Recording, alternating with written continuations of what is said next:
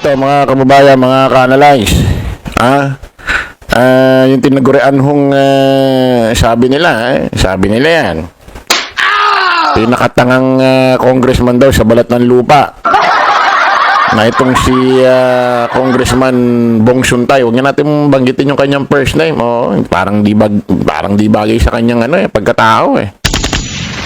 Alam niyo na yun. Nakahanap mukhang nakahanap ho ng kakampi. Etong si Congressman Bong Suntay sa ginawang pambabastos dito ho kay artistang si Ann Curtis. At ang dinali naman ay itong kapatid naman ni Ann Curtis. Itong Jasmine Curtis Smith naman. Basahin natin ito. Sumagot si Attorney Ferdinand Topacio sa naging pahayag ni Jasmine Curtis Smith kung saan sinabihan ni Jasmine ng dugyot. Si Attorney Topacio.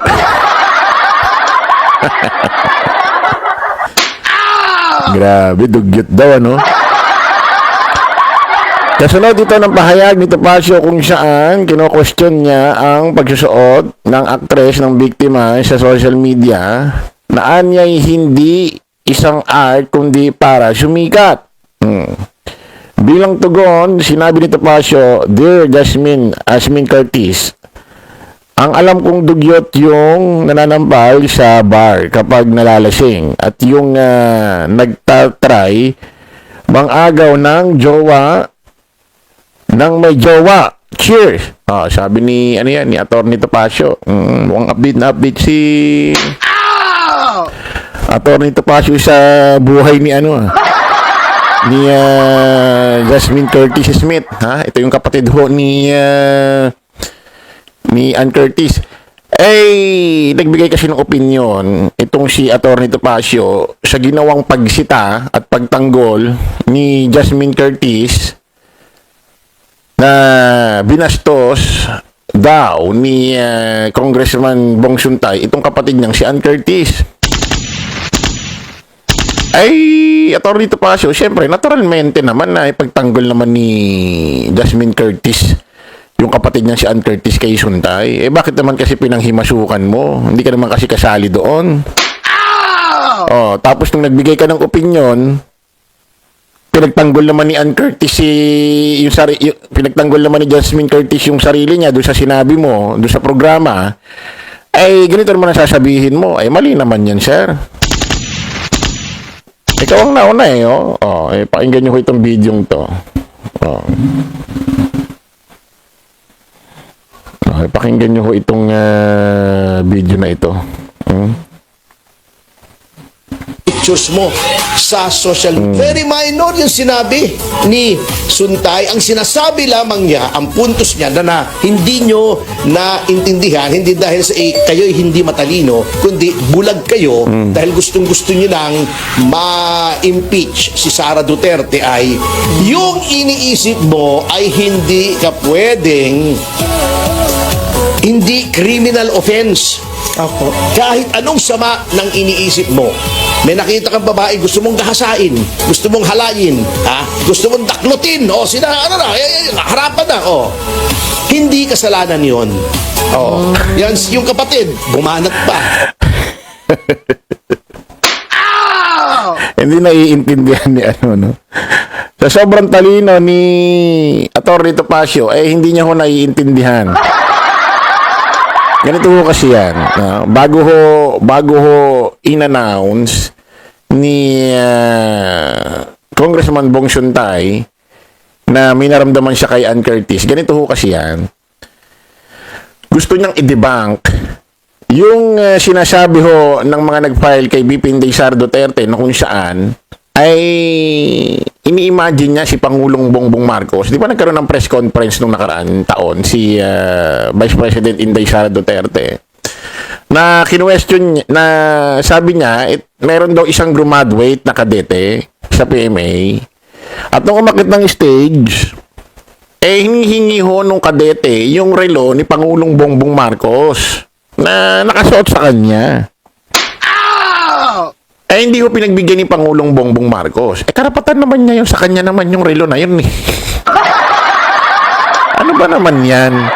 Eh, hindi naman porkit presidente ka, alimbawang talagang mabait ka, matinukan tao, mapagbigay ka, eh, ibig sabihin lahat na lang hihingin sa'yo, eh, bigay ka lang ng bigay.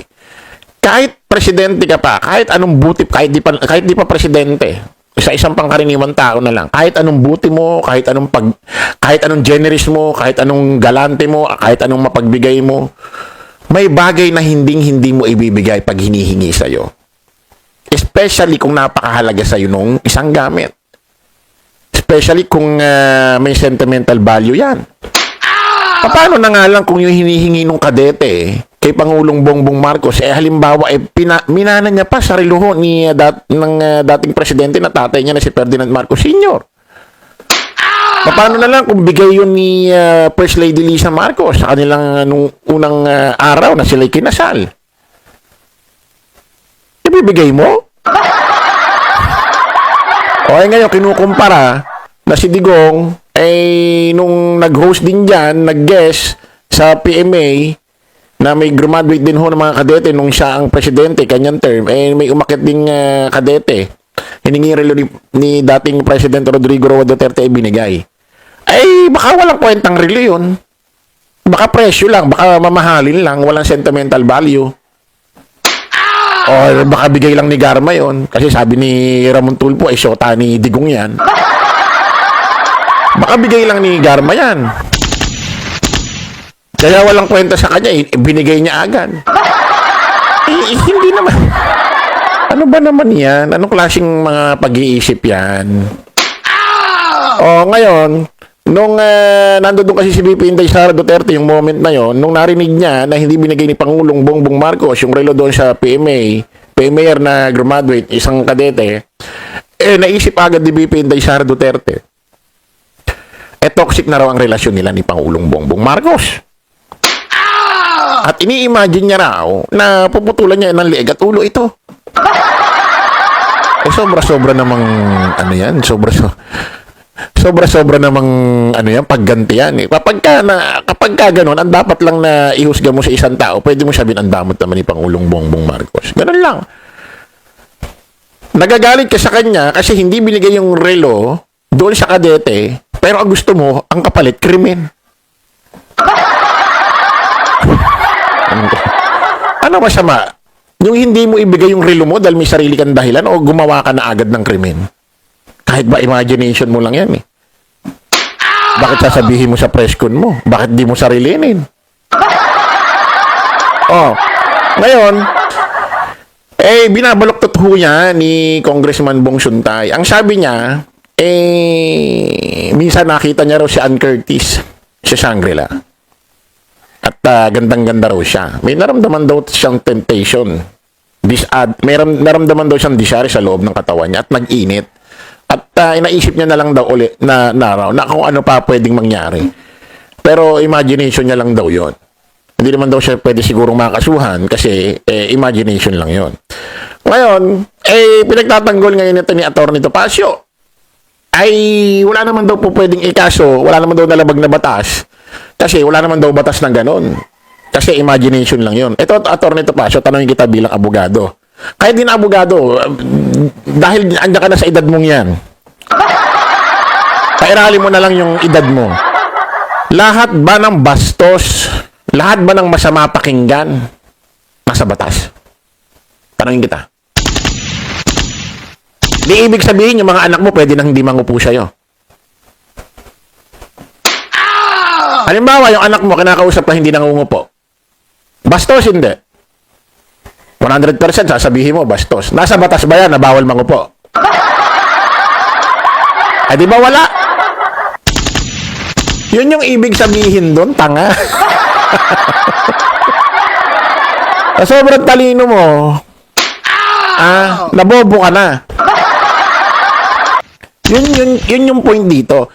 Si Bibi Inday Sara Duterte, gumawa ng press con, then, hinayag niya. Hinayag niya. Oh. Eto, Ano ba ginawa ni Bong Sunday? Kung bakit hindi siya kinasuhan ni Ann Curtis noon? Kasi nung nasalubong niya sa Shangri-La, hindi niya naman pinagsigawan sa loob ng mall. Nung nasalubong niya nung nasalubong niya si Ann Curtis, hindi niya naman sinabi na, "Ay, Ann Curtis, ang ganda mo ah." Talagang may naramdaman akong desire sa'yo, talagang nag-init sa loob.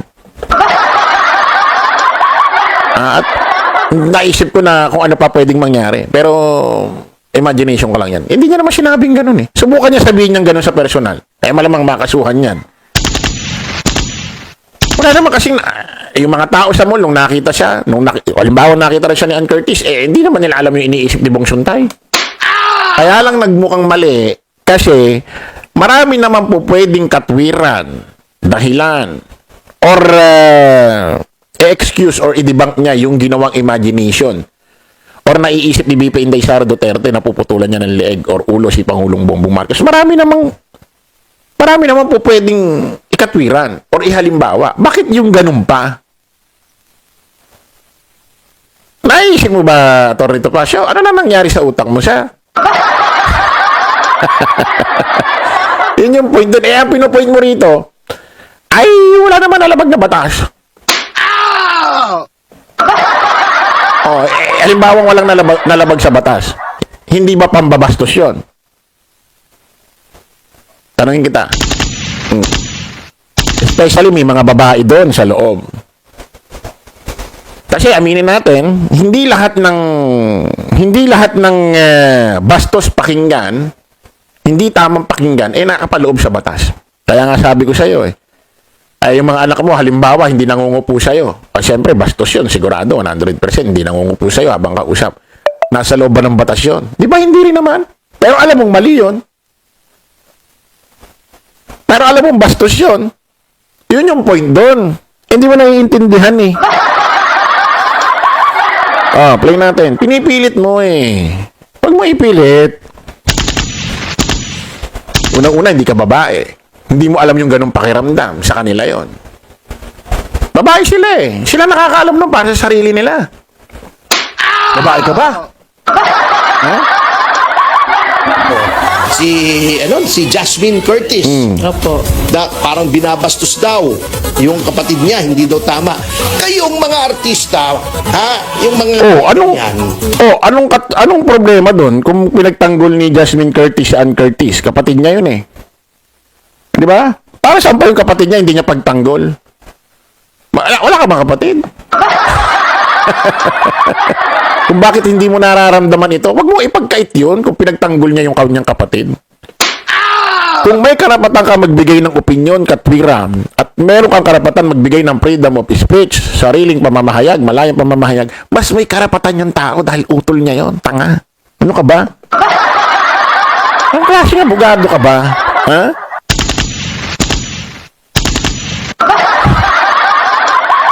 Pwede mo naman sabihin, igalang na lang natin kung ano opinion ni Jasmine Curtis. Kapatid niya yun, natural, pagtanggol niya yun. Diba?